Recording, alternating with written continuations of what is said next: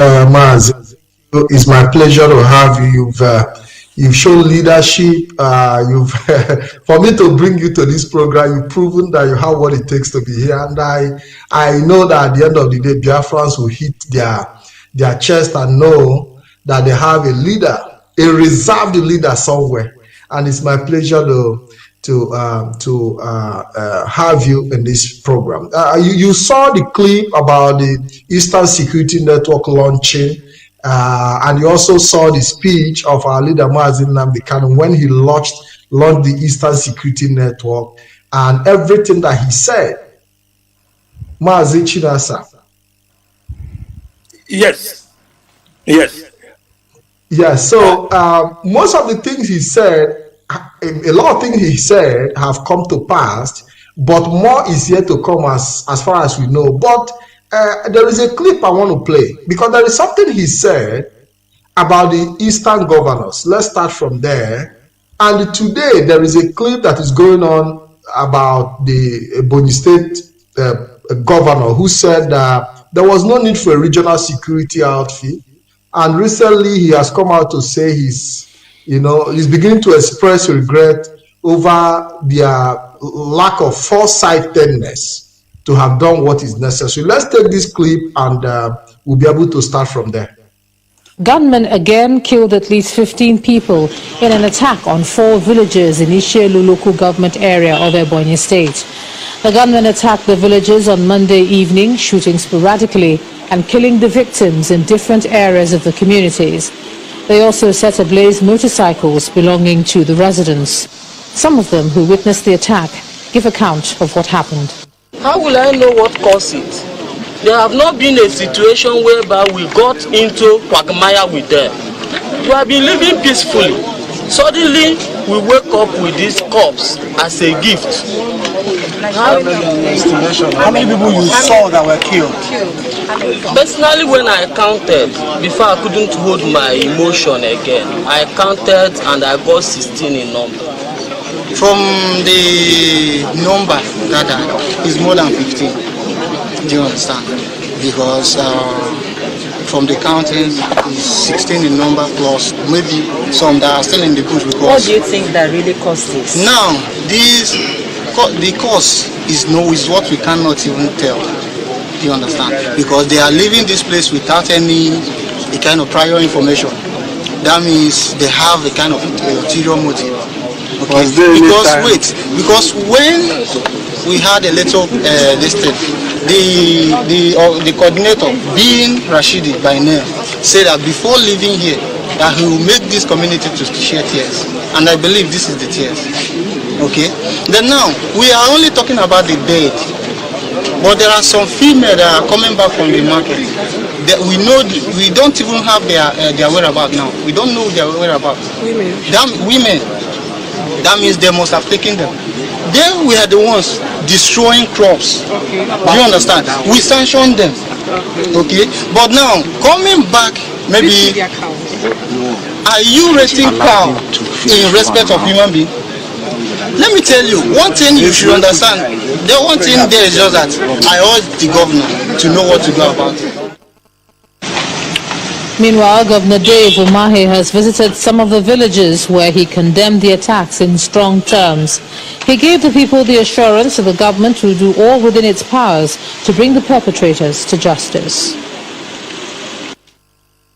I got a very shocking news this afternoon about the attack on about 4 communities of Nkalaha, Obago, Amezu, Nkalago autonomous communities, initially Umuhali, Umuhali autonomous community, initially local government by AK-47 herdsmen that came yesterday and killed 15 of members of these communities. I remember that about a year ago, we had an incident of killing of two herdsmen within this same location. And immediately the security agencies, local government chairman, and the community leaders all came together to condemn the attack and the killing. And we immediately asked the security agencies to fish out the people that did that. They didn't do it on behalf of the communities. And they did fish them out. And as we talked, they are standing trial in Ebonyi State.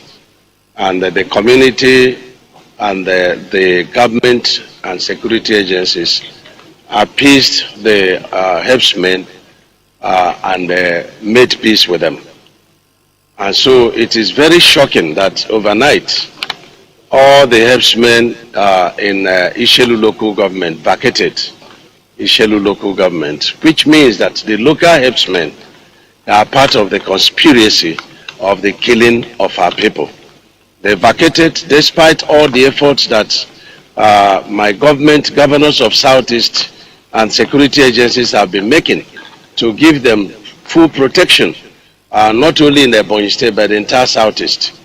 We feel so sad that this kind of thing should happen to Ebonyi State.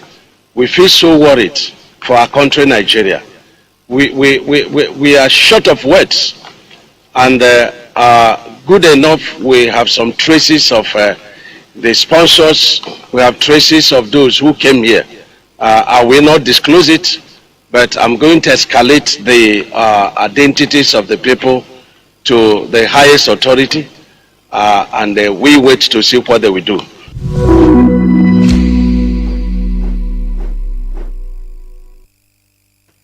Mazi Solomon, welcome. Mazi Chinasa, welcome to the program. You're all welcome back. We've seen the clip. Mazi Chinasa, what do you have to say about the entire event that took place in Ebonyi State?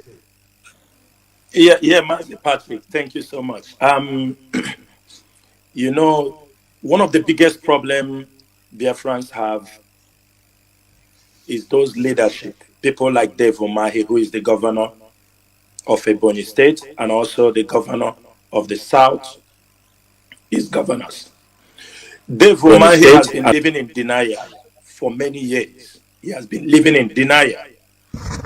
Why I say he has been living in denial is what happened in Ebonyi State is the handwork of the governor and his collaborators, who are the Fulani herdsmen.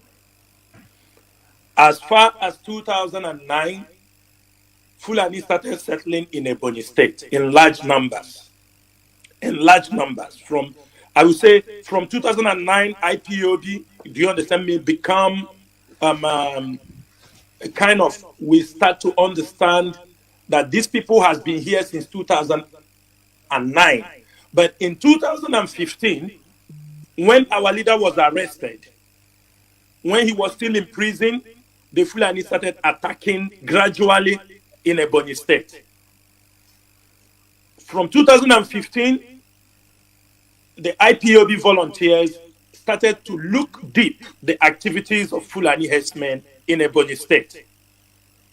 2016, we gradually start to understand that all these Fulanis that were causing havoc in the Middle Belt, that all of them are gradually moving down to Ebonyi State. And we started to talk to people, we started to tell the communities, gradually we started to set up IPOB families in most of these communities to make sure that they are aware of what is about to come. By 2016, ending 2016-17, when our leader went in exile, the Fulani now started to display very, horrible atrocities. And at the initial time, people thought it was a communal clash. Yes, there are communal clashes in those areas. But now the Fulani, with the governor, what they tried is now, any land, anywhere they saw there is a communal clash, they will settle Fulani, they will set up that particular land for Fulani settlement. because they thought that was the best way to settle communal clash. So wherever two communities, like Eza or Izi, are having problem on land dispute, Dave Umahi will use these Fulani people and settle them in the middle of this land, trying to say, I have solved the problem since both of you don't want to listen. That was when Dave Umahi was setting a very bad example in Ebonyi State. All the lands that we were having, the communities were having, he settled Fulani. That is why in Ebonyi State, there are a lot of Fulani settlements in Ebonyi State, just like in Enugu. So communal clashes become, it becomes something Dave Umahi loved it. And he was settling Fulanis in all those places there were little dispute. Now the Fulanis grow wings. If you watch from the clip, he said he has given them full protection. Yes, Dave Umahi gave the Fulanis full protection. He brought them, he asked them with the community chiefs, with the community leaders, he paid them money to make sure that the Fulanis were protected. But to go directly to this particular video you just played here, in this issue, last year, when ESN was formed, I was aware ESN was sent in this community because there were a lot of intelligence reports that most of the die-hard Fulani herdsmen were residing in this community. We got an intelligence report that too many Fulani had calls. Those who are coming in from Benue, those who are coming in from Enugu, that they are settling in this area. ESN makes some move to go to that community. Those who were agents of Dave Umahi, the chief of this issue, they have a chief or a traditional ruler. He is a very close friend of Dave Umahi. With his vigilante, Dave Umahi set up in most of those places who are protecting Fulanis. These people drove away. It's not by fight. ESN approached them. We want to protect this community because of the reports we have that Fulani herdsmen are going to attack this community. They say they don't need the presence of ESN. It wanted to become a quarrel. Then our people have to leave. They were instructed to step back so that there won't be a confrontation between our people. That was the first attempt. The second attempt, after 1 month, the report and all the things that were happening, intelligence report being gathered around this issue, we sent another set of ESN members to go into this community also and look at how we can be able to safeguard this community, this issue local government. The same chief, I'm not going to call his name here, but he knows that we are looking for him. Dave Umahi, he's a very close partner of Dave Umahi. The second time when the Eastern Security could not do any work in this place, then we left them to their fate. If you found out from what Dave Umahi said, he said that some people ran away. That chief, in that community, in this local government, this particular chief, he was tipped off by the Fulani that they were coming for attack. He is one of the most prominent persons in that community that escaped this attack. He knew that the Fulani was coming for attack because he knew that the Fulani, a couple of weeks, Fulani, or like say 3 weeks or 21 days, Fulanis were evacuating that community. The chief knows. Dave Umahi knows. He knows that they were evacuating. And the chief also escaped from the community before this Fulani launched this attack, where they killed many of our people. We lost theirs. Dave Umahi do not want a group like Inter-Society to step into these places because we asked independent groups to go there and verify how many people that were killed. And the number we have, more than 40 to 50 people are killed in that issue. Those people are talking about 15. Those boys are agents of Dave Umahi.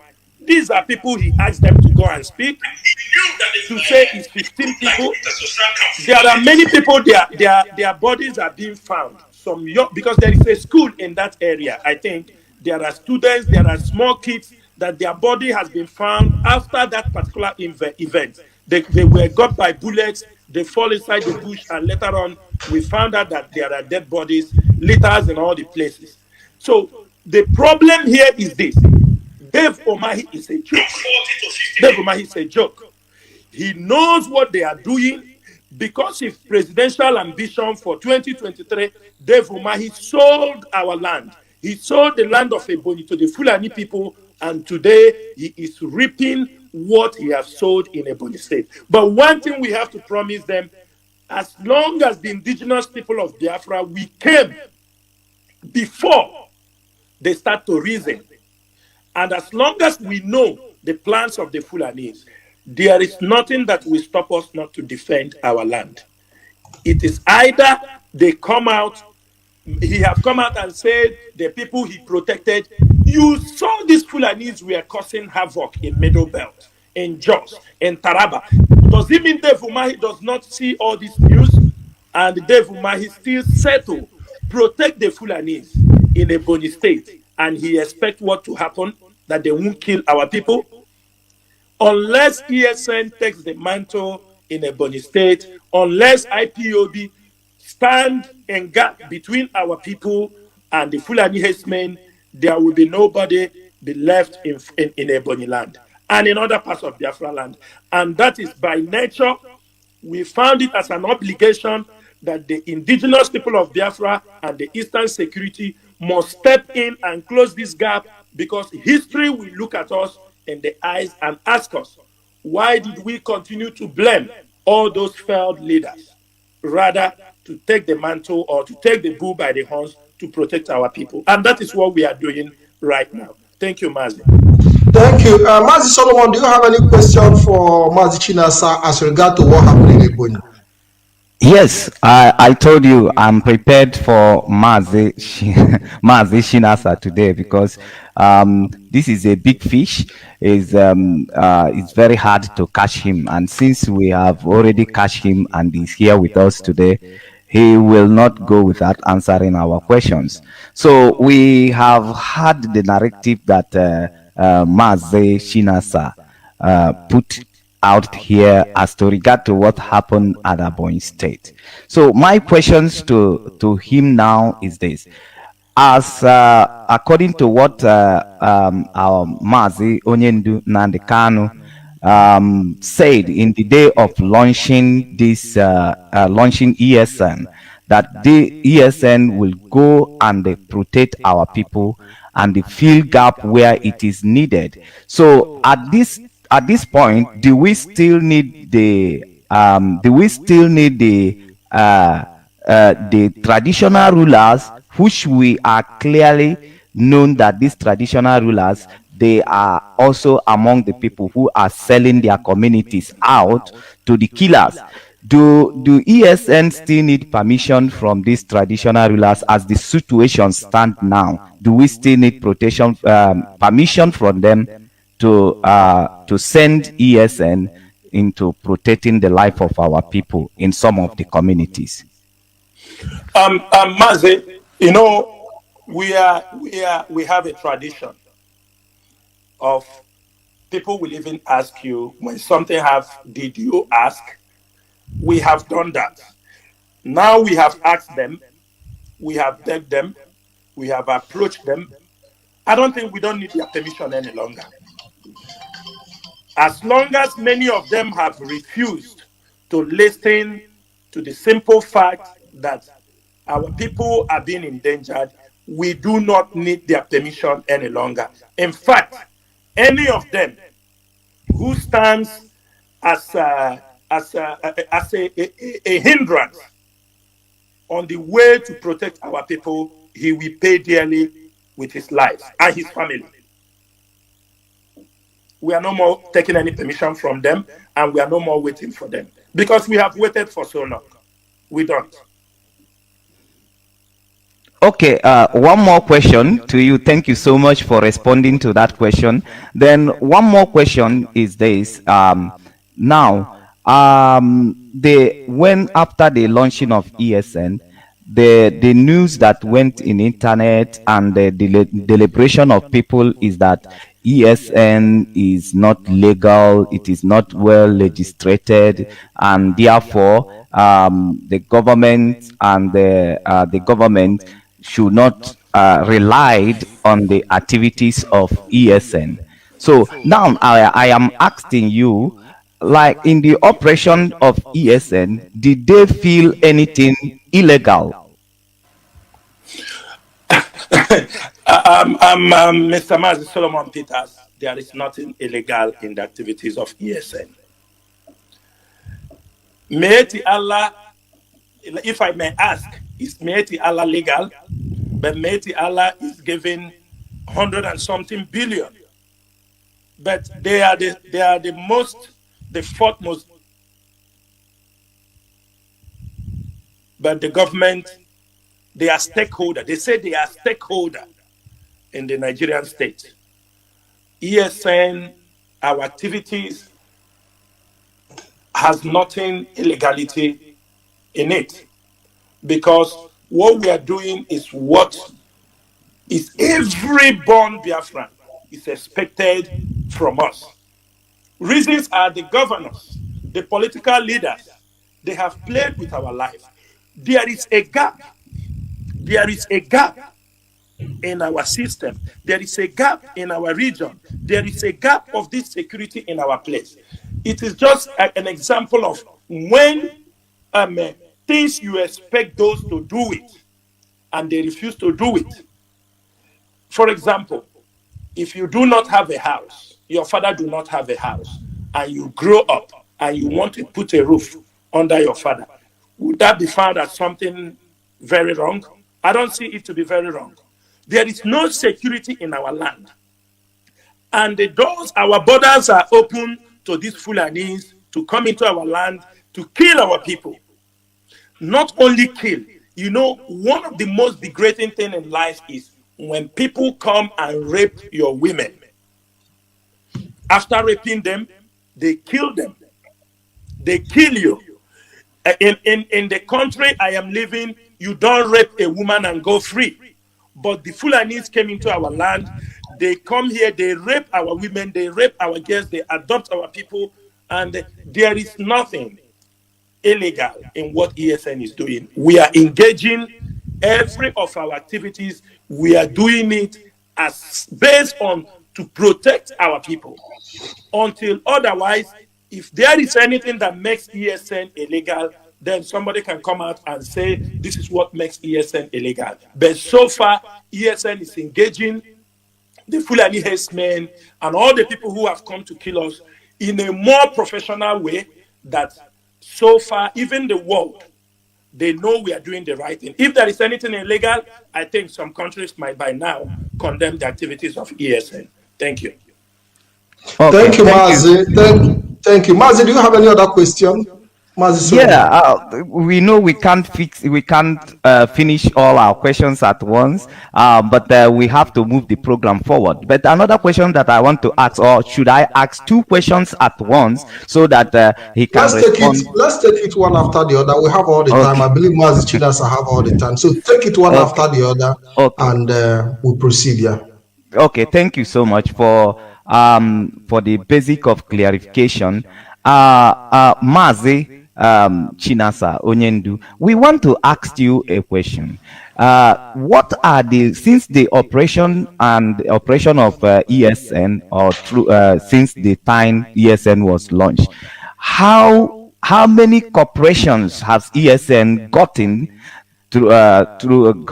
from the traditional rulers of our areas? Because all these places where Fulani people are settling and killing our people, they all have traditional rulers in those areas. How many Are you talking corporations? about, Mazi, are you talking about the genuine ones? Because obviously you cannot get cooperation from the ones that are benefiting from the... But we want to hear from Yes. Mazi Chinasa here, being Onyendu.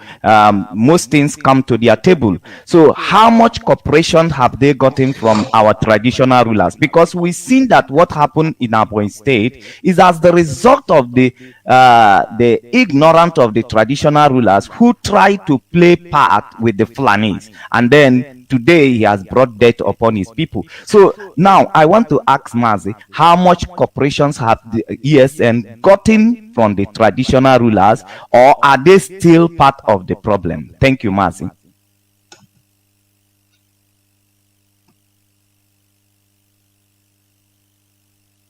Mazi Chinas, are you there? I don't know if he has difficulties with his audio, but... Can you hear me? Yes, Mazi, go ahead.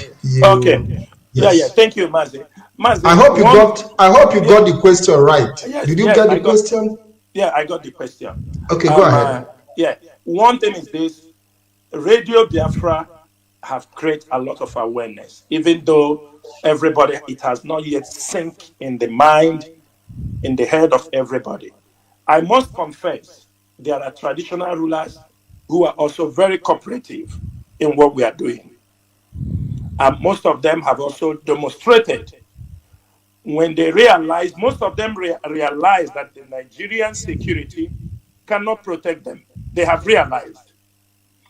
Some of them also, out of ignorance, thought that power still remains in the hands of the politicians.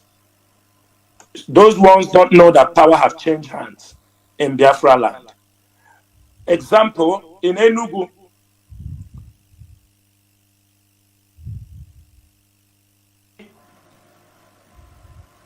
am I being heard? Yes, your voice is coming out clearly, Mazi. Okay, in Enugu, there were some issues that happened in Enugu, in a Ga community. When the Fulani attacked one of our people, our brothers who went to the farm, they shot him, and when the villagers wanted to go to rescue the boy, or they rescue the man to send him to the hospital, the Fulanis refused. They blocked the road with their arms. And some of the community members, with the permission from the traditional ruler in that community, they called the ESN for help. Unfortunately, and they were very lucky, some ESN operatives was around that area, then they move into action. I think that's a very good example what some of the traditional rulers and some of the people, DGs in some communities, supposed to be doing. They can reap the benefit. We ask them most times, some of the community do not have the power to match the arms the Fulanis are carrying. Because most of the Fulanis, they carry AK-47. And some of the communities, they just have ordinary pump action or hunter's gun. So in most cases, they always need the presence of ESN in their community to be able to match these marauding Fulanis. So there are some traditional rulers, they are, trying to say, we are helpless. We just want to survive. If it is ESN that can give us this protection, you are welcome. If it is so, but we want to let them to understand that there is no help coming from the Nigerian government. For example, how Enugu, when they saw we launched ESN, they ran and launched their forest guard. How many people have you heard that the forest guard in Enugu, which community have they been able to drive one Fulani settlement away? They are just there. They're walking inside the bush. They sew uniform and give to them, and they're doing nothing. That is why our government, our governors, they are fully collaborating with the Fulanis to displace our people. So the PGs, some traditional rulers, they are also helping, to let the people understand. All of them are not bad. All of them are not anti-Biafra. And we encourage some of them who are so scared to come out to speak. They should contact IPOB. As long as you are under the protection of IPOB, We are too big for Nigerian government to chew us, and we are ready to match them. Thank you. Thank you very much. Mazi, take your second question. Yes, yeah. The second question that I wanted to ask is this. Mazi, before the launching of ESN, we have heard of the group of Ndinche in each community in Biafran land. And we also, like as you mentioned, the forest guard at Enugu. Now, how much cooperation had the ESN had from these local vigilantes and also some of this security outfit that has been launched by one politicians or the other? Has ESN had cooperation from these very people, or are they actually fighting against ESN? What are the nature of the confrontations or the synergy that ESN had with these people? Yeah, Mazi. So far, there is no vigilante having any confrontation with ESN. They can't even try it. They can't. We having some cooperation with some community vigilantes to understand, to pass information when the Fulanis are destroying anywhere or killing anybody. We have some, but not all. Those we don't yet have are those who are still being controlled by some politicians or some traditional rulers who are Nigerian government agents. But we don't care really vigilantes or not vigilantes. Those, what you have to know is, for example, the Obi of Onitsha. This vigilante he formed, he gave cars. To be frank, those groups were not formed that day. They have formed this group for a very long time. But all of a sudden, maybe the government pushed some money for him. He now bought them cars and bought them motorcycles to swing into action. And, when they push out money like that, you see many of them ranting. We have seen them. We have seen groups. They haven't done anything. We are not looking for their cooperation. They have to come to us. ESN is the one in charge of Biafra land security. If they want to be protected, they come to ESN. One thing is this. Our leader said, there is no opportunity, the doors is closed to come into ESN. But if they want to come to support us with intelligent reports, they are all welcome. But ESN won't go to them because we are the ones in charge of the security in the whole of Biafra land. They have been there. They have been doing politics. They have been sharing money. The governors are, like, for example, Abia State governor is taking like almost 800 million naira as a security vote on a monthly basis. You saw him also form his own vigilante. They know this is all about money to justify the security vote. The fund they are taking on security vote. When you ask him, he said, I formed a security this thing. They just want to justify. And I have to tell you, it is a fact that Nigeria must accept there is no security in the southeast apart from Eastern Security Network. There is no Nigerian presence. The Nigerian police is not there to protect any of our people. They are not there. The Nigerian security, which is the police or the army, they are not there to protect our people. So for now, what we know is Eastern Security, and so far, so good. We might not be there yet, but ESN is working on a daily basis. It's a very tedious job that the ESN are doing. A land that all of a sudden, ESN is born out of circumstances, a child of circumstances, and I can tell you they have no vehicles. They have, those boys are walking, they trek, do many things by themselves because they want to make sure that our land is protected. That is how it is, my brother. We cannot say we are going to collaborate. If they come, ESN is in charge for now. Any group forming to come and collaborate with us, we don't have this time because the time for games and politics has gone. Thank you, Mazi. Thank you very my much, final Mazi. question. Yes, Thank you. My final question, because so many people are waiting also to ask question. Mazi Pat, just allow me with this one question because it's very, very important that we have Yeah, thank you so much for that. So now, what we are looking at is this.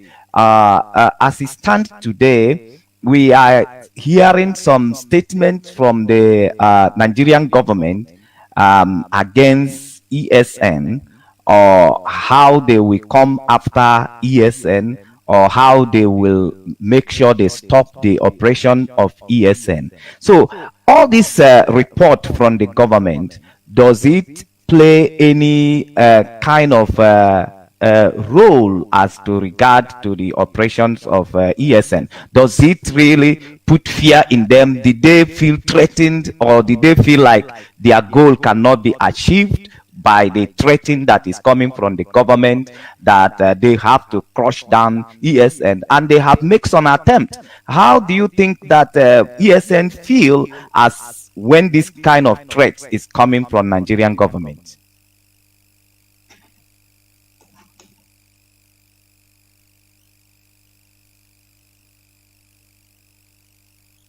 Let's see if Mazi Chinasa is still there. Yeah, Mazi, can you hear me? Yes. Yes. I hope you got the question, Mazi. Yeah, I got the question. Go ahead. Yes, the Igbo language says Mbana Barago. You understanding me? That is what they are saying. That is what they are doing. One thing you have to know is that most of us in IPOB, whatever we turns out to be today, Nigeria cost it. If we turn out to be lions, Nigeria cost it. If we turn out to be hyenas, Nigeria cost it. Do you understand me? Because both Mazi Nnamdi Kanu, the leadership of IPOB, we are all gentle people who have gone everything we can do to change. For 6 to 7 years, we have been shouting on Radio Biafra, on social media, about the situation of our place. You were there when people protested, when our leader was in prison in National High School, Aba. You saw what they did to us in National High School. You saw what they did to us in Ipob. You saw what they did to us in our leader's home. You saw what they did to us in everywhere. Every minute, they will declare their dance, either python, either crocodile dance, against our people.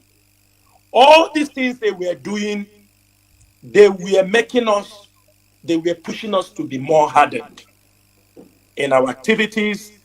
ESN is not scared of the Nigerian army. I can tell you that. ESN cannot be scared of the Nigerian army. ESN is one of the most disciplined group of people that have emerged in recent time in the Nigerian history. And IPOB will make sure that this security network, the world will talk about them and what they have done to be able to protect our land. Let me tell you something about ESN, a little bit. In ESN, you don't steal. There is no criminality in ESN. There is no extortion. ESN does not rape. In fact, according to the leadership of IPOB and according to the instruction of Mazi Nnamdi Kanu, if any member of ESN is caught raping a woman, you can be shot at sight. I am telling you. Because our women are people that we respect so much. Not only our women, even any woman. ESN is highly disciplined.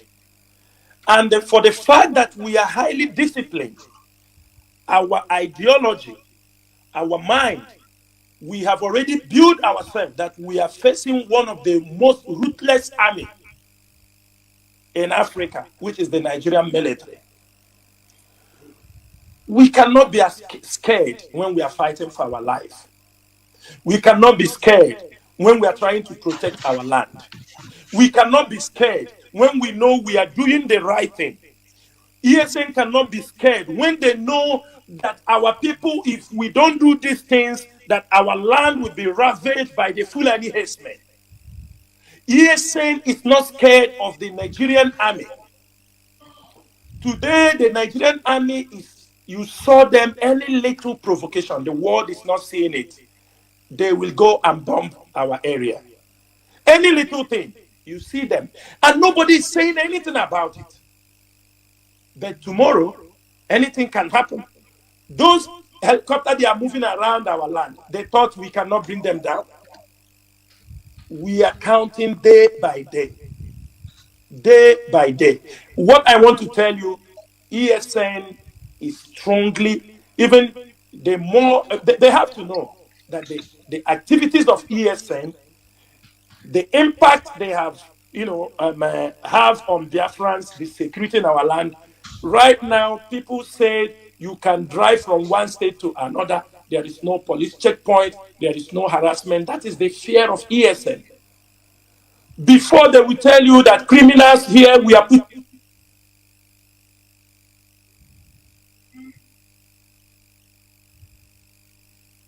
I think Mazi Johnathan is okay.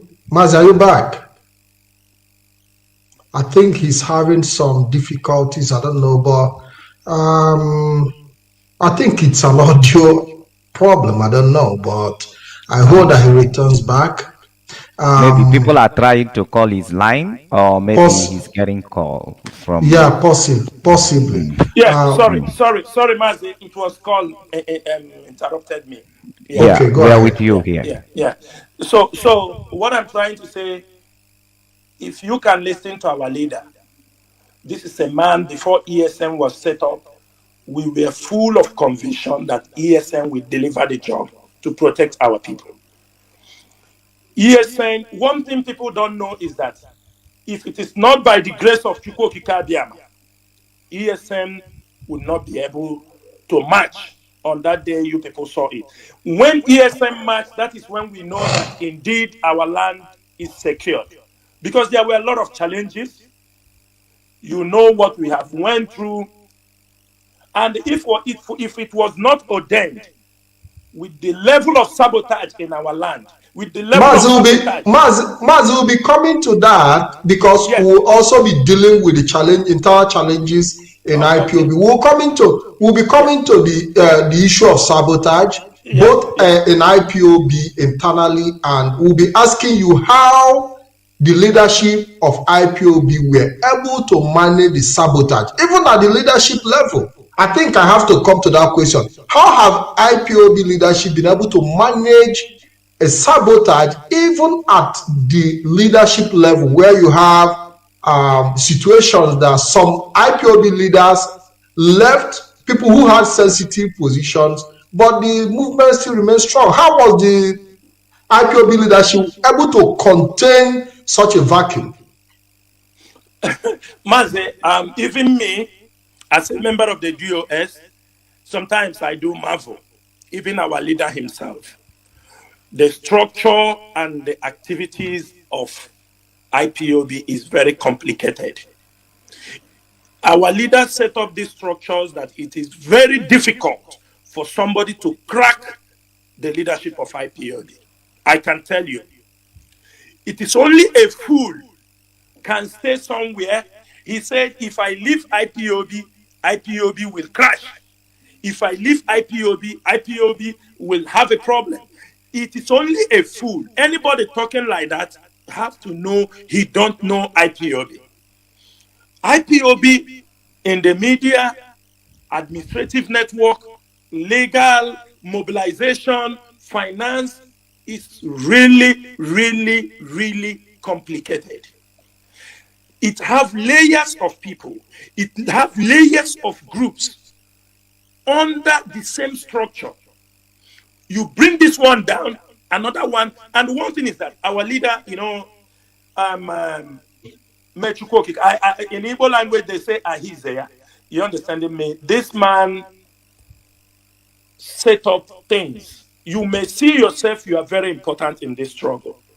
But there is somebody he is nothing somewhere who can do the same thing you are doing and even more better anytime you fall apart. He knows, he will tell you, I know these things will happen. So there is always a plan B, not only plan B, plan C, plan D, they are always there. And for that, I will tell you, those who thought that they were, are you understanding me, holding the grip of IPOB, that is where they lose it. They lost everything. Let me tell you about this sabotage in the leadership. For example, you have been given the mic to be speaking to the people. Don't use this mic to intimidate your people. Don't use this mic to arrogate anything you want, or don't be carried away because you have been given a chance. You have to remain humble and loyal to this cause. You are not loyal to only Mazi Nnamdi Kanu. You are loyal to the people of Biafra. If you come to our oath, Mazi Nnamdi Kanu there, he said, Mazi Nnamdi Kanu will also be loyal to the Biafran people. And we have to be loyal to him. This is what is written in our oath. So I think that oath is guiding every IPOB family. It's guiding many of our people. Most people are in line with that oath. They don't want to cross. And our people, for the fact that they have understood that truly, that freedom is actually what we want, and freedom is the gospel message our leader have given to us. They have seen it very clearly. They have seen where we are heading to. For the fact that majority of our people, millions of people now understand where we are going to, it will be very difficult for anybody or a group of people to sabotage this particular struggle, because we have crossed that Rubicon where somebody can destroy this struggle. For sabotage in IPOB, sabotage is something that is always common among any group of people in a struggle like this. They will always come, but I'm very, very happy and I'm confident that the structure of IPOB, no matter who you are, you cannot sabotage this struggle. Because the moment you leave, somebody else will take over. Ask yourself, those who left a couple of months back, are we making more greater? Are we going more better than when they were there? Some of them were agents who were being used to subdue what we are doing. They create fear. They create, don't do this, don't do that. But as soon as they left, the world can see the level the struggle is heading to now. And I can bet you, no matter who you are, even our leader, he said sometimes, do you think if I leave this struggle will die? No. This struggle will continue, because he knows that he has created leaders. He knows that he has planted. There are many people he has tutored, many people who understand where we are going, and they will never disappoint him. That is one thing in this. And as long as he has those people, this struggle cannot be sabotaged. Thank you, Mazi. Thank you very much. Do you have any question in regards to how IPOB have been able to manage itself? Actually, Mazi Johnathan, he has said a lot of things. There is a lot of questions, but I think at this very point we should be giving an opportunity to Biafrans who would like to call in and also ask their questions as to regard to the operations of ESN and how successful has ESN been since the day they were launched till today. So I have more other questions, but let's try and see, put the line opening and see if there is Biafrans who are waiting for us to call in into these very programs and aid their aim questions to Mazi Johnathan. So at this point, the line is open. Mazi Solomon Peters, I am Mazi Johnathan. We have only Onyendu, which is our leader, Mazi Nnamdi Kanu. Mazi Johnathan, to some level, you are also a leader. And yes, you are a leader. And so when he refers to you as Onyendu, because people are looking up to you as well. We appreciate the position of our leader Mazi Nnamdi Kanu as Onyendu Kachasi Onyendu. but only do actually. So I want to acknowledge that. Thank you. Yes, Thank you. the number is open Okay. 39388177965, and I expect Biafrans to call in to ask questions. Bring your questions to Mazi Johnathan, who is a great privilege because he doesn't come out all the time. And I hope that maybe in the future we'll have the opportunity to also host him again if he grants us that possibility. I think we have the first caller on the phone. Hello, caller. Welcome to the program. Patrick, good morning. Yeah, can you please turn down the volume of your listening device? There is noise around you. Yes, I'm already off it. Okay, so go ahead with your question or contribution. Yeah, my question is, my name is Agutukwe, I'm calling from Belgium. Please, what I want to ask Mr. Johnathan is, based on what happened in Owerri now, because I'm from Imo State, based on what happened in Owerri by unknown gunmen, and most of the people there that ran out from the prison most of them are criminals, killers, kidnappers, and they ran into the society now. How can the ESN protect us over those people? Because most of them will go back to those criminality. Can they do the job, or because I see it as those people as a danger to the society? So okay, that's my question. Thank you. Thank you very much. Thank you very much. Mazi, do you hear what he said? Mazi Johnathan, Yeah. do you hear? Yeah. I hear. That's a very good question. Mazi, there is one false sense the Nigerian government or our people always like to portray. In the unknown gunmen, it is not only the kidnapper or this thing. There are many innocent people also in that prison. There are people detained, nobody knows about them. There are people, I am sure, many people in prison outnumbers, the guilty ones outnumbers those who are guilty, as long as Nigeria is concerned. ESN is there to protect the society. ESN is there to protect the society. They are there to protect our people from Fulani herdsmen, from robbery cases, from all these kidnappers. If you listen to our leader one of those times, we will not condone anything kidnapping.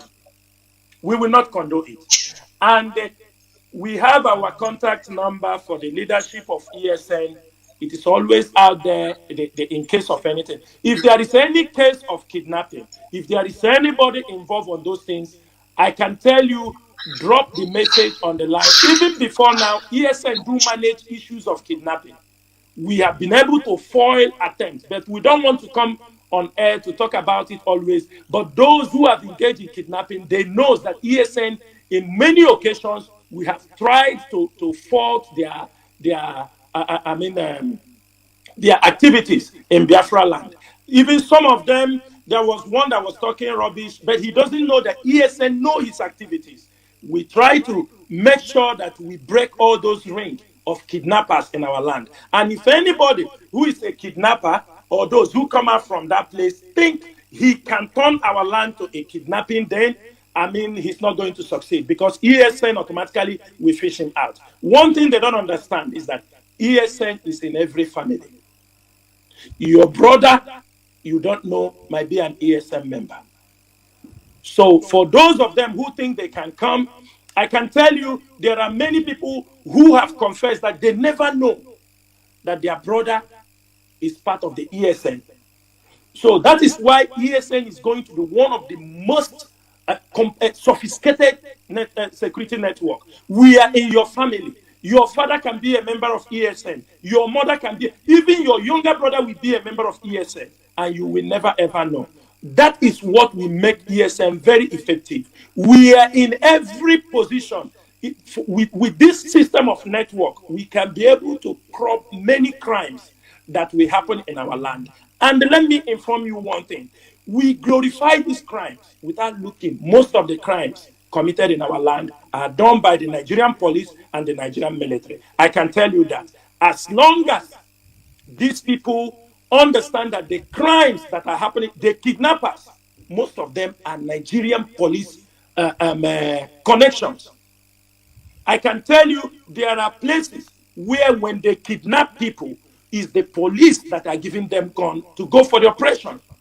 In 500 meters, they will kidnap people, the police will not do anything. So I can tell you with that.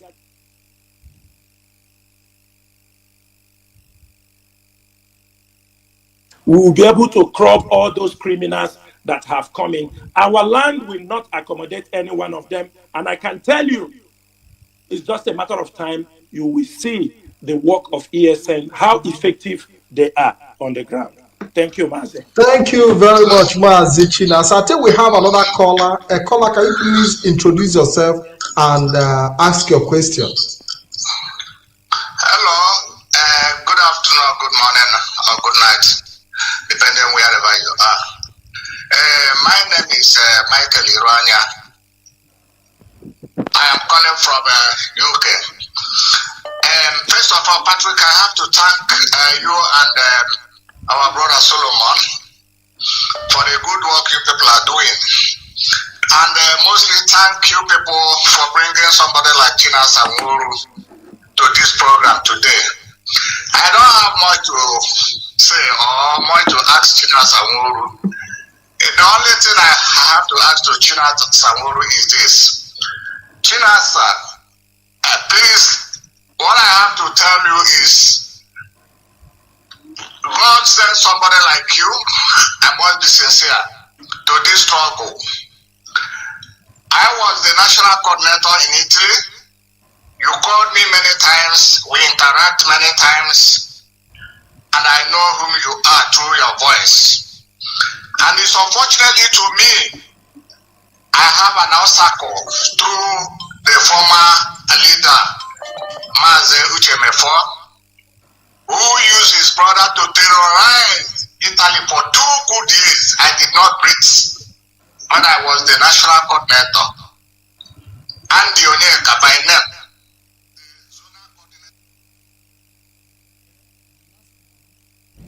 And I'm going to throw a little light on another one. And I pray that the authority concerned should listen to me.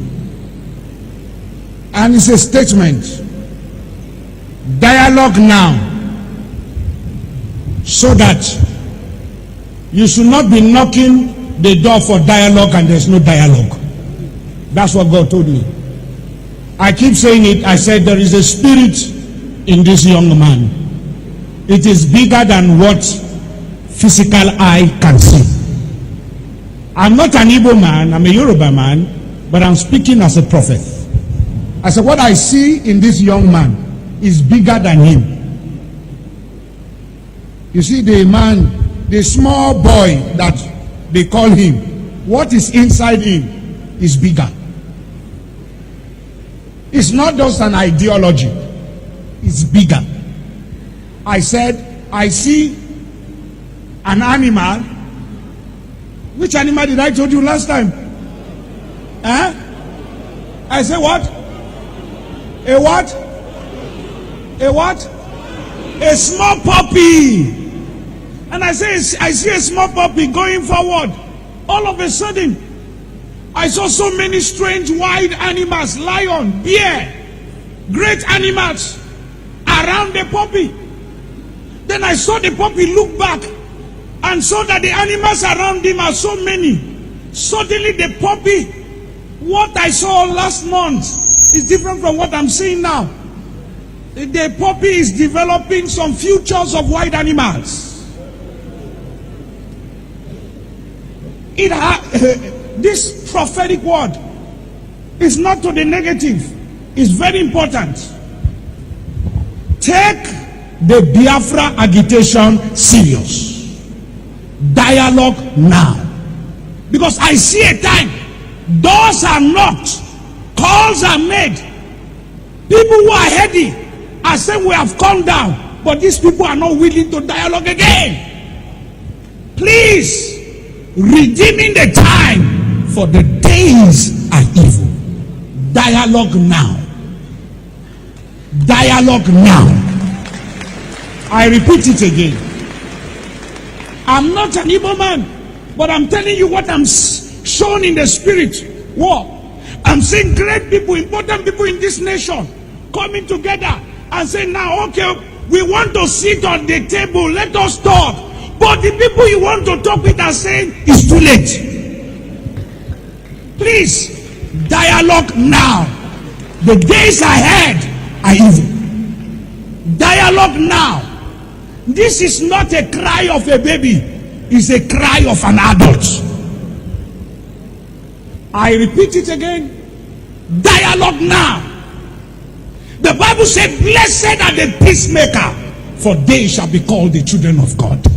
Please, every authority, there come a time when a revolution is about to take place. The power of gun, bombs, and bullets cannot hold an ideology. Please, dialogue now. This is not the time of, I have bullet, I have gun, I have bomb. This has nothing to do with bullet and bomb. If you know what I'm seeing in the realm of the spirit, everyone in federal authority should take the Biafra agitation serious. If you are once a founding father of this nation, sit down around the table and listen to your children. Dialogue now.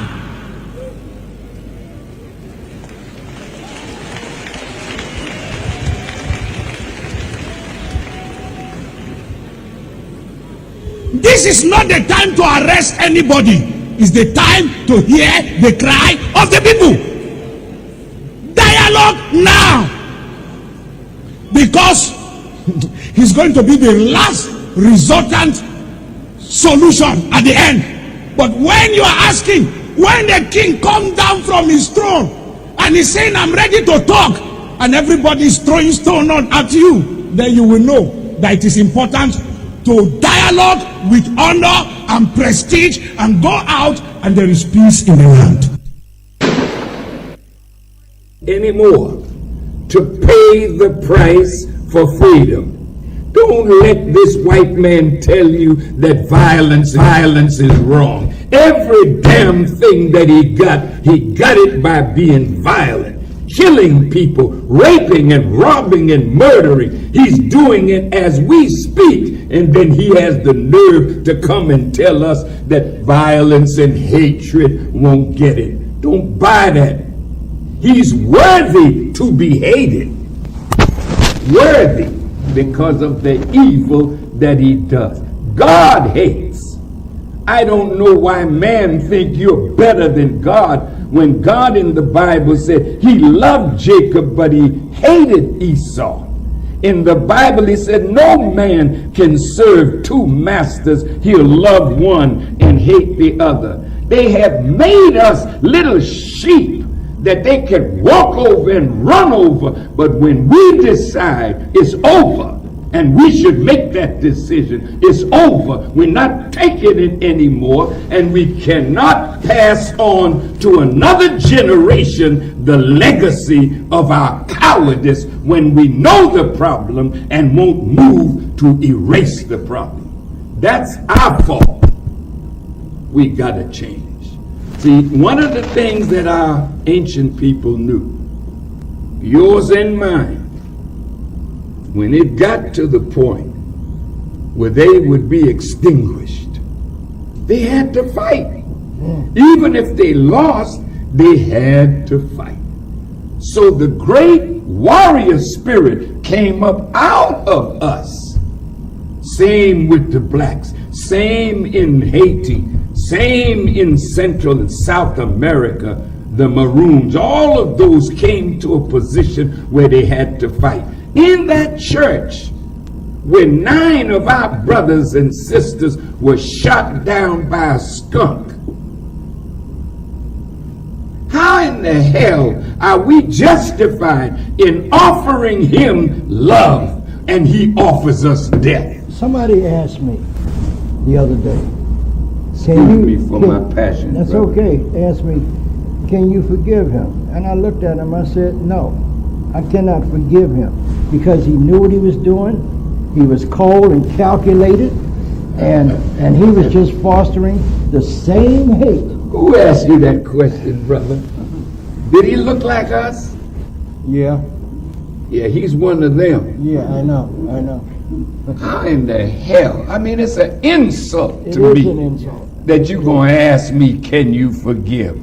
How long have white people been doing this kind of evil to the darker people in the earth? Since they've been here. And when we make up our mind, we're not taking it no more. Because it's better to be dead than to live under tyranny all the days of your life. This is why America separated from England. The tyranny of King George was too much for them to bear. So what did they do? They decided death is better. So it was Patrick Henry that said, give me liberty or give me death. And until we come up with that kind of mind, I'd rather be dead than to live continuously under this kind of tyranny. And when you think like that, you'll do what is necessary to move the tyrant off of you. With the help of God, we will win if we fight. We have sworn an oath to restore Biafra, or to die in the process. There will be no retreat and no surrender. If the option they give to us is to see our restoration by violence, every living thing living in this world will be destroyed. All the animals will be destroyed. It's a promise that we are making to them. They must understand that we just don't love our country. We are fanatical about it. We will do everything humanly possible to ensure that Biafra comes. It is either the flag of Biafra is raised up or I am lowered into the grave. One of the two must happen. Biafra must fall! Freedom of Biafra! Freedom of Biafra! We are going to preach the gospel of restoration of Biafra to the end of the world. Martin Nandi can preach. Suleiman Madu can preach. We are going to preach the gospel of restoration of Biafra. We are sworn oath to restore the kingdom of God on earth. No man, one of a woman, can stop the restoration of Biafra. He says Biafra or nothing. Biafra or Biafra. The kingdom of God most high must restore. Come on. Go to the mountain, go to the valley, go and tell the people Biafra is coming again. Go to the ocean, go to the mountain, go and tell the people Biafra is coming again.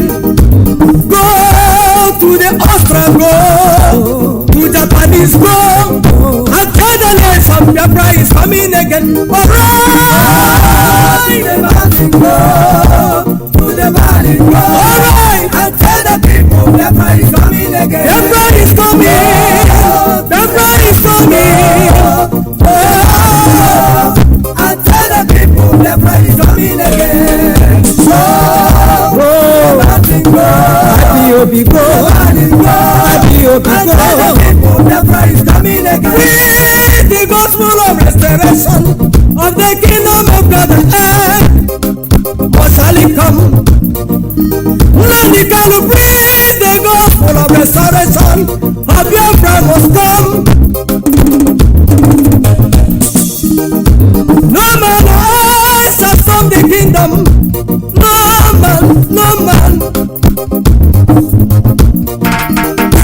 No government of the world will stop Biafra.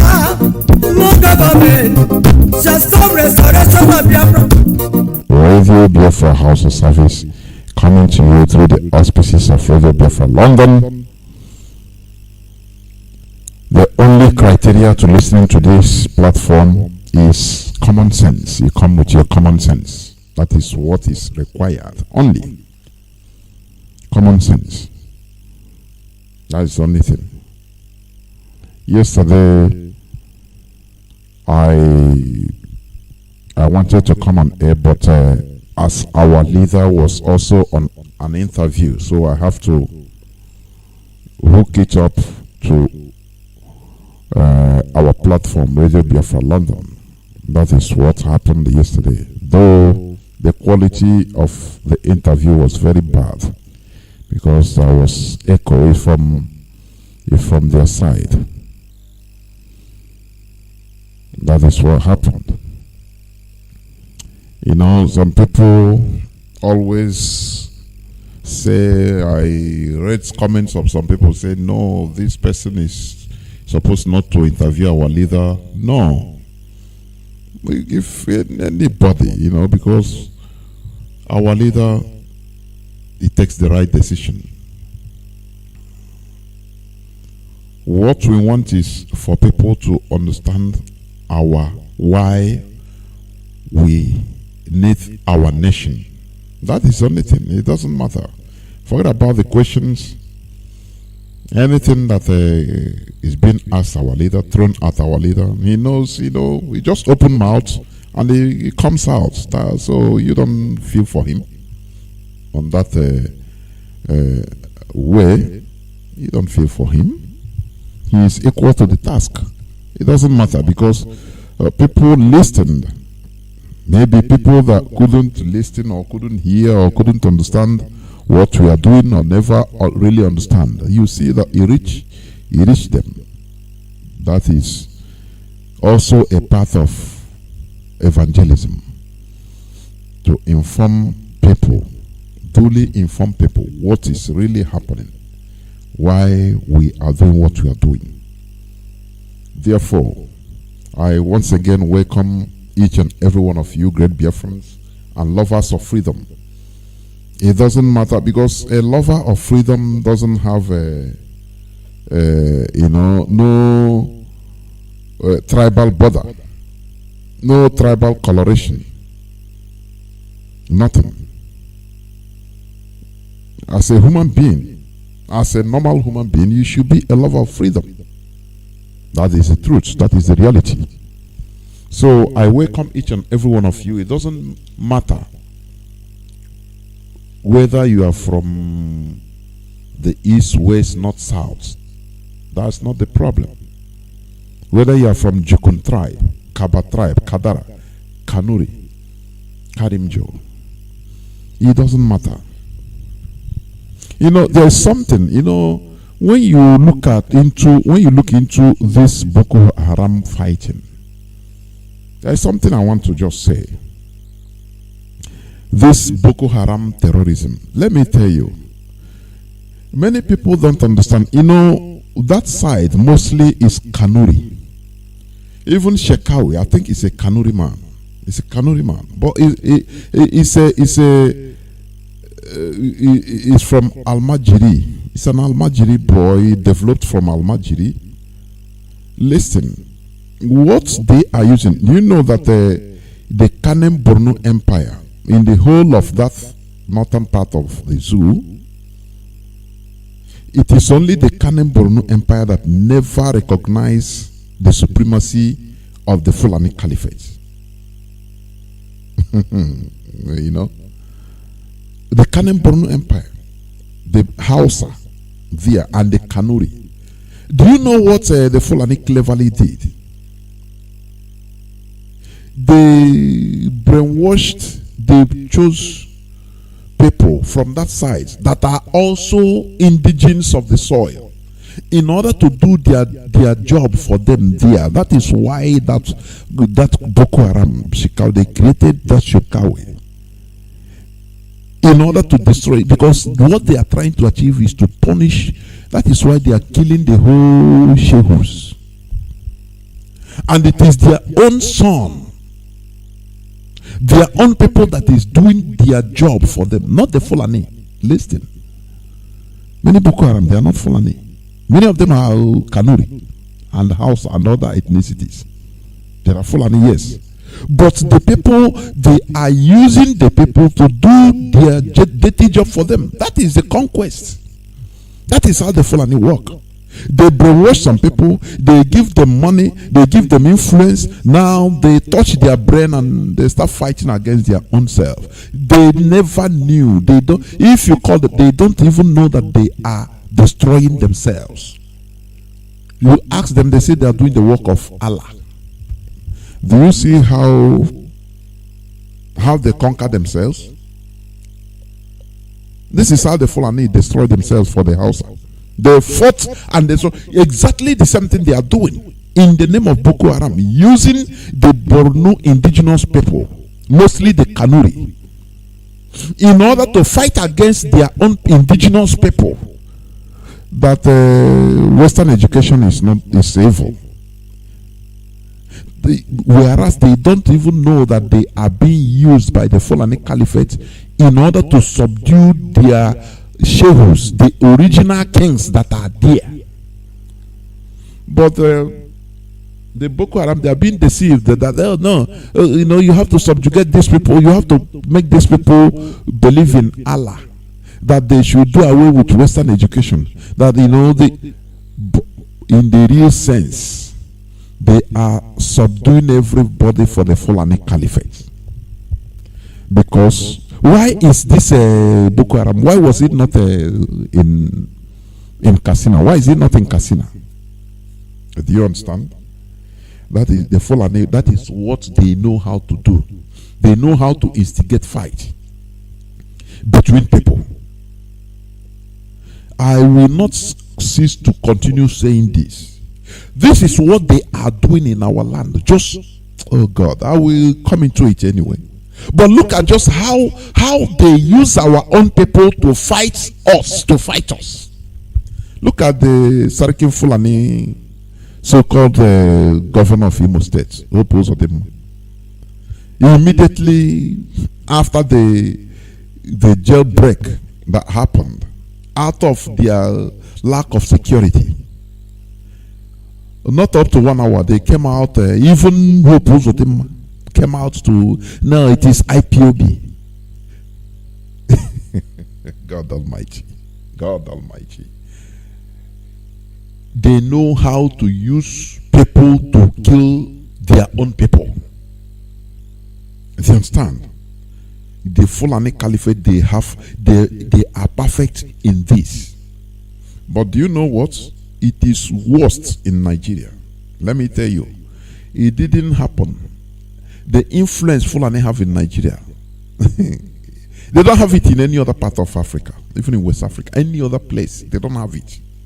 I'm telling you, even in Guinea, that they are per se, per population of the Guinea, they are even majority there, but they don't have it.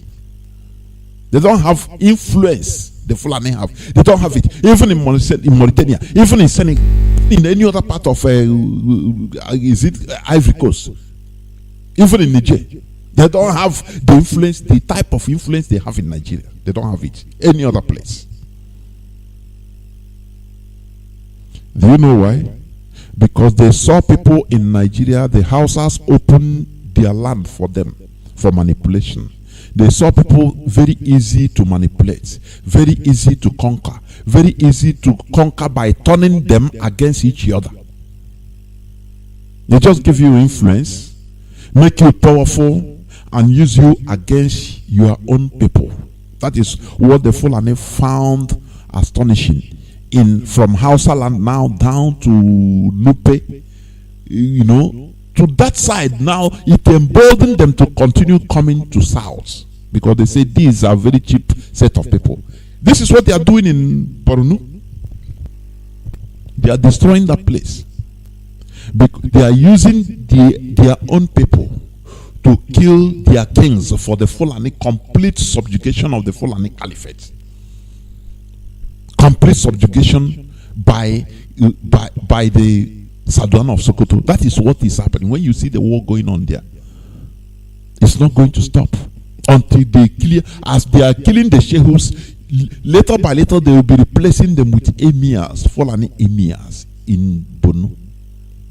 People don't understand the underground work that is going on in that zoo. People don't understand the way things are going. If not for IPOB, the emergence of IPOB, in the next 50, 60, 70 years, Nigeria would have been a Fulani territory, complete.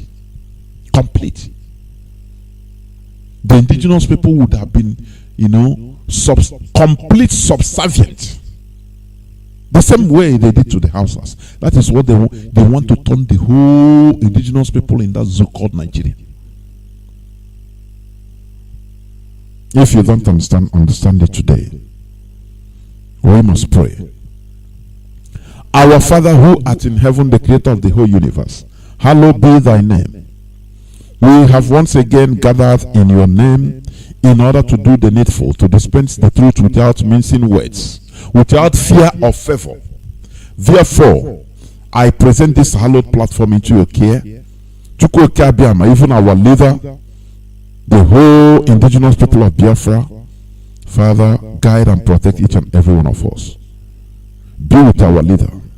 Guide and protect him against any evil formulated against him. The God of our ancestors, you have called him for this job. Let him continue till the end, that Biafra will be restored. Thank you, Chukwu Okiabiama, for in your name we have prayed. Ise.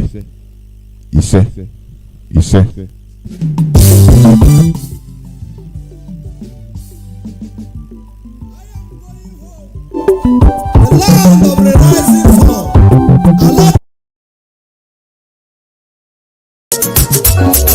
Jazere na anyị n'ụzọ ka anyị na-abawo. Onye bịara iku nwa. Rute n'ọbụ na nwa bịara iku anwụọ na n'ụlọ. Ọ bụ gịnị ka ọ ga-emezi nọ? Ọ bịara ije nwụọ. Anyị akwado ka nwoke si akwado, anyị ejike ka nwoke si ejike. Ịchọ n'iche anyị akpọọ n'iche nụ, gị wee bụ n'anya nọ n'ele. Anyị akwado ka nwoke si akwado, anyị ejike ka nwoke si ejike. Ana bụ chichi na gị. Ọ bụrụ na m dịghị mma, adịghị mma n'ala ahụ. Ọ bụrụ na m gafe ya, m ga-azụ ya n'ala ahụ. Ọ bụrụ na m gaba akwụkwọ, m ga-agụ ya n'ala ahụ. Ọ bụrụ Welcome back. This is Radio Biafra House-a-Service, coming to you through the auspices of Radio Biafra London. I will start by making my usual remark. Please, stop calling these people the House of Fulani.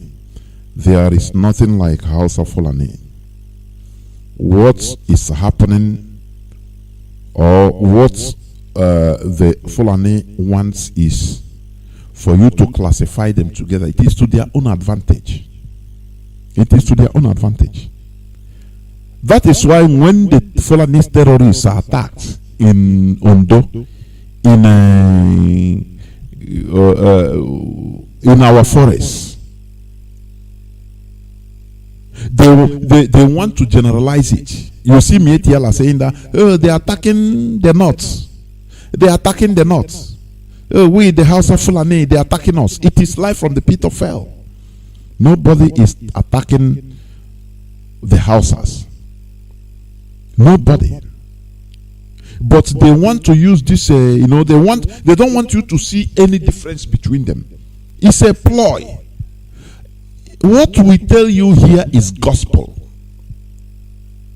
The Fulani, they know this. That is why they are mad at Ipob, at Mazi Johnathan, because they know that all these things that you cannot observe, that is what has been holding everybody hostage. You don't mind it, but these are the things that matter. You understand? They want you to be calling them House of Fulani all the time, so that the Fulani terrorists will be hiding at the auspices of House of Fulani, committing atrocities, committing terrorist acts, which the Hausas don't do. They come into our farmlands and destroy our crops. When you react, they say, no, you are attacking House of Fulani. Now they will push there, and you, out of your idiocy, you say, yeah, the House of Fulani, they are taking over my crop, they are killing people here. It is not, it is the Fulani. Let us be, all these little things, these are what matters. It's just like if you are in mathematics exam, for example, you are solving, they give you a question, you are solving a question with a wrong equation. It's not going to add up. You are completely wrong. You have to start using the right equation so that you get you solve the problem, the mathematical problem. That is what we are doing here. All these things that you think it doesn't matter, oh no, it doesn't matter, they are all Ndugu. It is lie. These are the things that are making them, the Fulani, to be more powerful, to be larger than life. The larger do you know what is larger than life? They feel more powerful than they are. They actually are, because they are acting. They are making use of our brains, twisting it. All these little things. You don't care. You come all of them in the house of Fulani. It is lie. Once you say that the Fulani, they are laughing. Do you understand? Once you say that, they are laughing. Please, I'll be right back.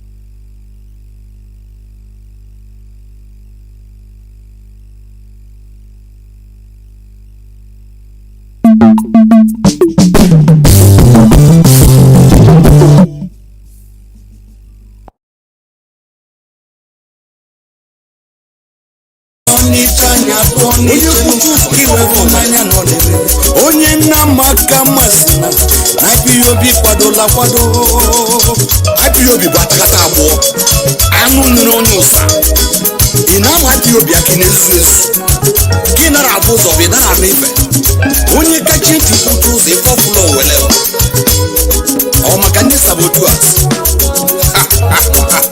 na afa na ọsọ na-eme a na-agwa ochi ntị n'agha ezu ọkwara onye ju ogbugbo nwụrụ udo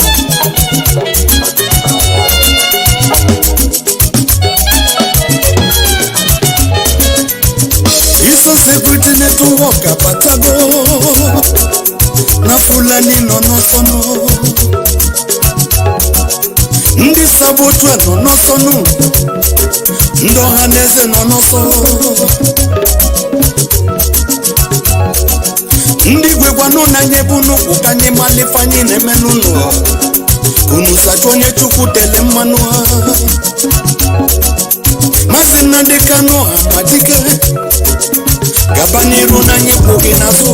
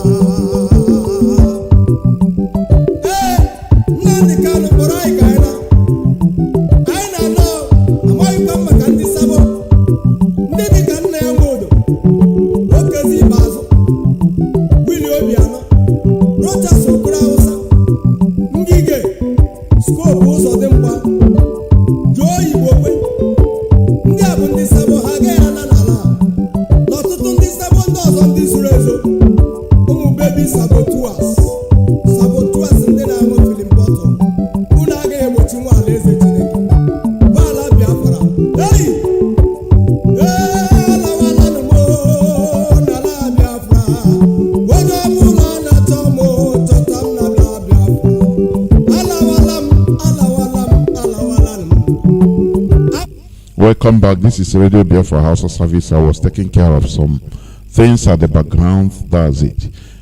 So we must continue, please. As I was telling you about all these things, you can call them mundane, it doesn't matter, but it matters a lot. With all these things, the Fulani, they are playing with the mindset, with mind game of everybody. You know, Fulani, they are not up to 2% of the Nigerian population. It's true. They are not up to 2% of Nigerian population. Forget about the bloating, the artificial bloating, everything.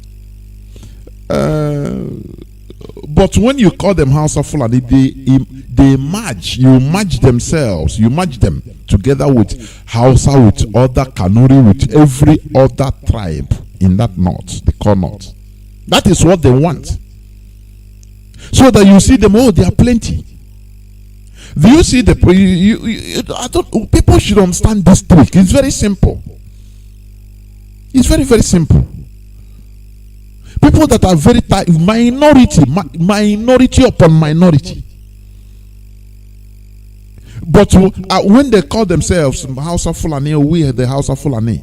Now you yourself call them, match them with people that they are not with. They shouldn't be with, not the same ethnicity. You match them together, now they become more plenty.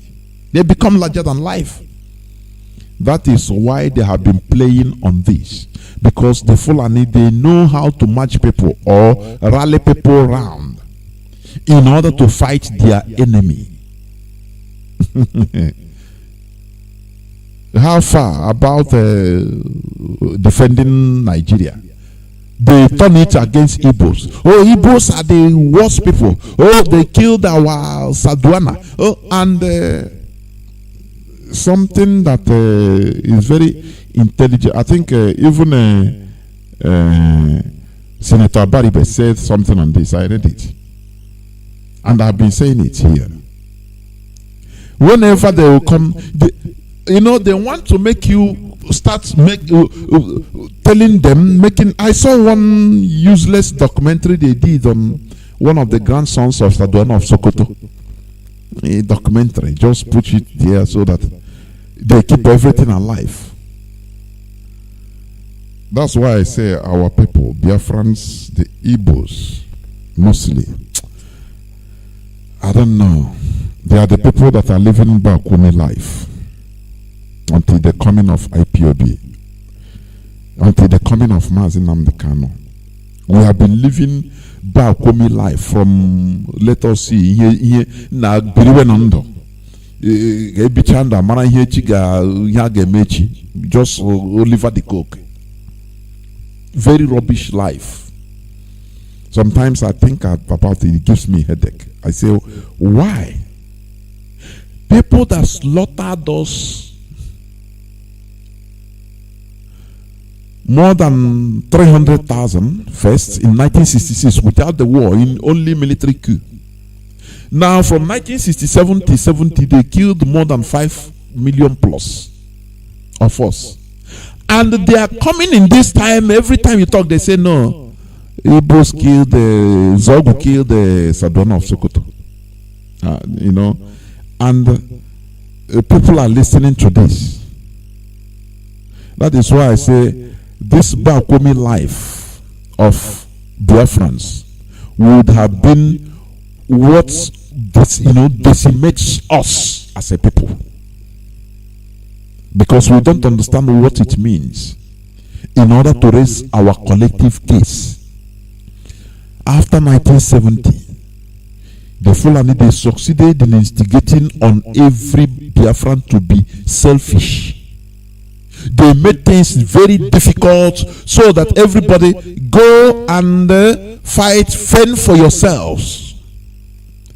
They bloat selfishness in us so that we never care, we never think about our collectivity, our collective interest as a people. Anything you can get as a human being, as an individual, go get it. That is why people now took sabotage as a business, a means of survival, as a means of making money. Do you understand? Do you know why I'm saying this? people have not really, our people never really made the case of this program. Even 1966 program, the genocide of pre-war genocide first. The killing of Sadwana of Sokoto by Nzogo and others. The Tagibo coup. The intention, you know, that is one thing. The intention is not what people are speaking about now. It is the act. The act. Okay. They killed him, yes. In a military coup. Nigeria have been having successive military coups where people are being killed, but they never bring any. People don't talk about it. Okay, that one aside. What concerns civilians, ordinary citizens that we are going about their businesses, which the military coup tagged as is their tribe. You know, that's why I say, you know why the Europeans, the United Nations, America, they know in their heart of hearts, they know that we are fighting a just cause, that we are right in what we are doing and what we are saying. We are right. But because of international corruption and corrupt diplomacy going on, they kept quiet. How on earth can you justify the killing of hundreds of thousands of people in 1966 alone? Civilians that are doing their private businesses, civil servants that don't know anything concerning the army. Now, why double measures have been given? Why is the same scenario that led to the Rwandan genocide, but people were held accountable to what happened? The Hutus that were captured, the people serving in jail, they didn't say, oh, no, you people, is your tribe, the Hutu killed the Tutsi, or vice versa. I don't know who killed who again. The Tutsi president. It's your tribe that killed him, shot him down with other military officials. This time, this one, they cleared the whole cabinet, the president and his cabinet. All of them died with the military heads of the same tribe inside the flight, inside a presidential flight, by one military man of opposite tribe. And they retaliated the same way they did in 1966. But after committing the genocide in 1994, the United Nations didn't say, okay, you people, okay, why did you kill the president? Because it's not the people they killed and in the streets, in their offices, in their houses. They don't know anything. They didn't know anything concerning the president or their man or their tribesman shooting down the president. That is very simple. Now, why is our own different? And you see Igbo intellectuals, Biafran intellectuals, they are not making this case. It baffles me that they have not been making this case in order to raise awareness, world awareness, that what we are suffering is unjust. They would ask you, no, let's forget everything, we move on, one Nigeria. And I told them, you people are fools. You are fools. Armenia genocide that happened during the First World War, they were, the people continue hammering on it, bringing it to the limelight until today. It is being recognized that the Ottoman committed genocide against Armenians. Only that recognition, something that happened more than 100 years back.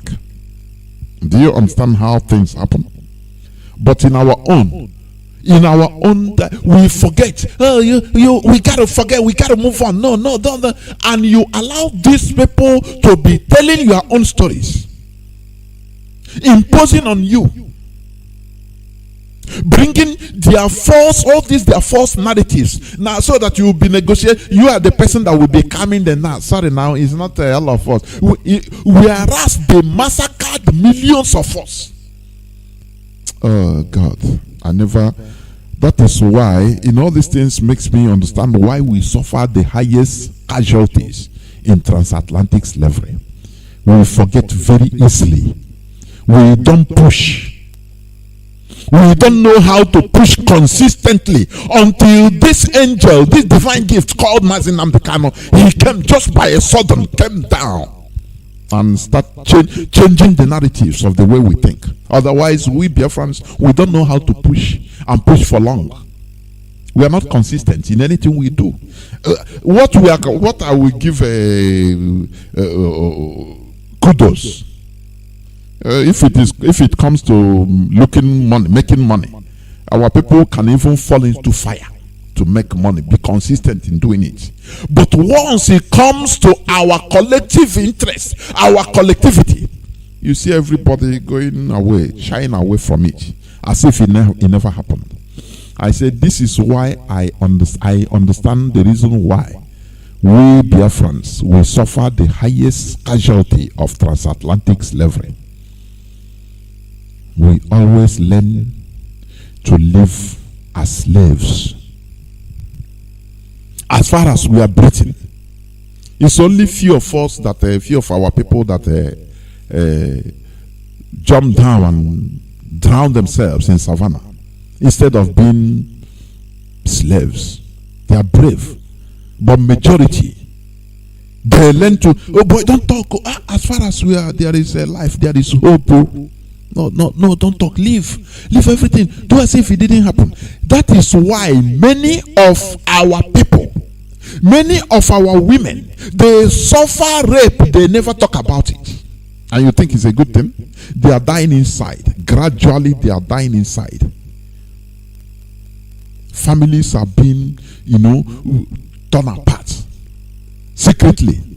Things happen, everybody will keep on. Now, leave it. Yeah, don't talk. And you are burning inside you. This is very bad. Let us not be reactive. Let us be proactive. All these things. That is why one man is doing okupe. Because of say cannot forgive, have not forgiven Ibo for Ahmad Bello's death. Look at, you look at and you see an Ibo, what do you call him? Ibo politician. He will laugh like a useless human being. No, leave now. We have forgotten his past tense now, and they will be pushing for you to come and even approach to them and apologize to them. Oh, that is why there's one clip I played before, Louis Farrakhan. You know what he said at the end? Louis Farrakhan.